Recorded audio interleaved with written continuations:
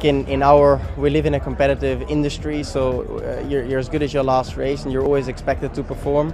Luckily I did that this weekend and I grabbed this opportunity with both hands, but ultimately I'm not entitled to decide a driver lineup, but yeah, time will tell. I'm glad with what we've done today, and ultimately no one takes this away from us. If there is a driver that we're so eager to see on the 2023 grid, that is Nyck de Vries. The 27-year-old Dutchman has had a perfect debut with Williams, scoring 2 points and outperforming his teammate in both qualifying and racing session. Nyck has been linked with multiple teams prior to his debut, and now his value has just emerged even more, which is why we need to look out for certain teams and their moves in the upcoming period. So, want to find out more? Stick around with us until the end of this video. So, after his amazing debut, de Vries has been praised by many F1 drivers and team bosses, but praise itself isn't enough, and we know what's the goal for the Dutchman: a proper full-time F1 seat in the upcoming period. Williams F1 fans have started a chant on Twitter where they're asking the team to sack Latifi and to sign de Vries for the remainder of the season, as they're hoping that they'll see the youngster racing in Singapore too. However, this isn't very likely to be done, and apart from Williams, there are some other places that de Vries will be more than happy to drive for, such as Alpine. The Enstone-based team is currently waiting for the FIA to bring a decision for Colton Herta's super license, and if this isn't done by the governing body, they won't be able to bring Gasly from AlphaTauri, since Herta was supposed to replace the Frenchman in the Red Bull affiliated team. On top of that, Alpine would have to look for another talent on the grid, and after the Monza GP, they've been reassured that de Vries has what it takes to drive for them. Their interest was high even prior to the GP, but they've shifted the focus to Gasly. Rest assured that if the Herta situation ends with him not receiving the super license, Alpine will be really looking forward to signing de Vries. Apart from him, they've considered the likes of Schumacher, but we do believe that the Monza GP did wonders for de Vries' profile, and it's very likely that he's high on the list for that Alpine spot if Gasly doesn't sit alongside Ocon. Now, speaking about his first race and the impressions he had, de Vries said, "I didn't really have much time to think because everything was so rushed. I had very bad sleep, it went from excitement into nerves, and I didn't dare even look into my sleep tracking because basically I spent the whole night awake. But perhaps it helped me. I couldn't think and I just had to get on with the job. My start wasn't great, but it was enough to maintain position, and I think it was key for me to get into a rhythm in the beginning and not to lose position, because then your tyres are dirty and you're always on the back foot. That is why I was really happy with our strategy and how we managed that, and actually the pace was really good, the car was great, and we made a small adjustment from stint 1 to stint 2. I asked a lot of help from the team to use the tools in the car to influence the balance. Again, I know that we had a little help from outside with grid penalties and all that, but hey, no one takes these points away from us," said de Vries.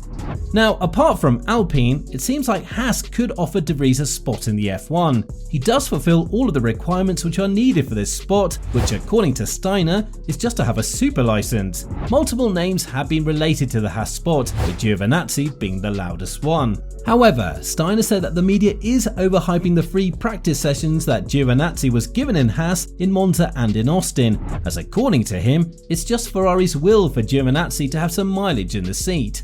People think too deep into it. It was more that Ferrari asked us to run their reserve driver. It was not now we need to test him and take a conclusion out of this. He did a very good job coming in. He's never driven this regulation car. He was on the ball immediately. He was very good. It's good to see that the car is good, because if somebody who hasn't been in the car for a year does these times, the car cannot be too bad, said Steiner.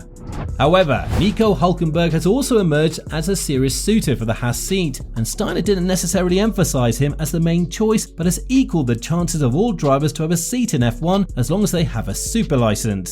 Everybody with a super license is on the list. I think he's, Hülkenberg, a candidate like all the other ones because he's got a super license. He's done F1, he has experience. I mean, there is nobody who is racing now that you could get if you wanted to change. We just have to see what is the best decision, said Steiner.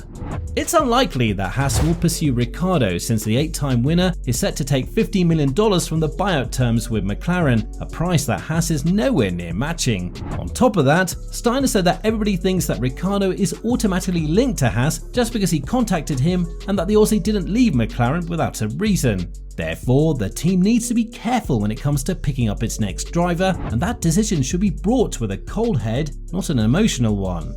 Apart from these two teams, the most realistic place that De Vries could land is Williams. After all, he did have a perfect debut in the team by scoring 2 points and has shown that he and Albon can help the team propel from the dead last place in the championship. Now that Williams has 6 total points in the championship, De Vries is responsible for 33% of the points of the team, and he's pushed Latifi to 21st place out of 20 drivers, a situation that Mazepin was found in 2021 when Kubica started a race for Alfa Romeo and finished ahead of him.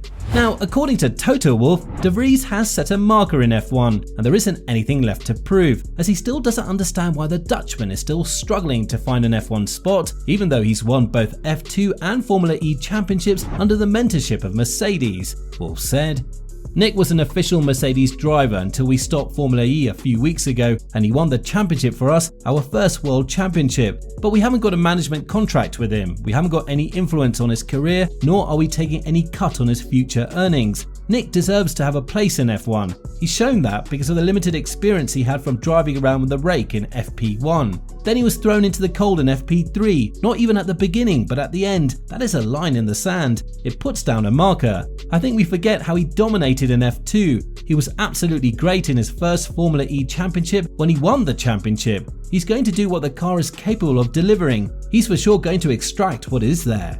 Jos Capito, the principal of Williams, was also asked about De Vries' future and whether he thinks there is a chance he'll land the seat that is currently taken by Latifi. According to him, it's all in De Vries' hands, and the job that he was able to do was truly impressive, so it's not a matter of concern whether or not he deserves an F1 seat. It came out of nowhere for him, and then to do such a professional and fantastic job, it's just out of this world. It's extremely difficult to turn your focus around. He's always on the list, but he also has other commitments. It's very much up to him. He showed what he can do in F1 and he didn't surprise me.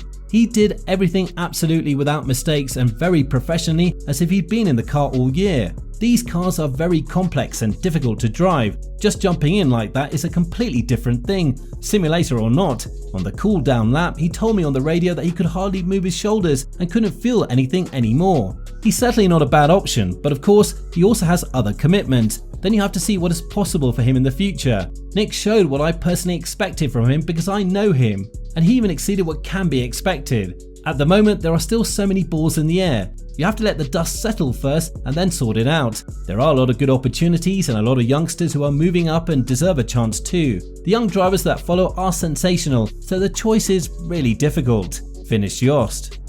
So with that being said, we are more than eager to see De Vries competing in F1 anytime soon. What do you think will happen next with the Dutchman? Do you think that he'll finally be able to land a spot in some of the F1 teams mentioned above?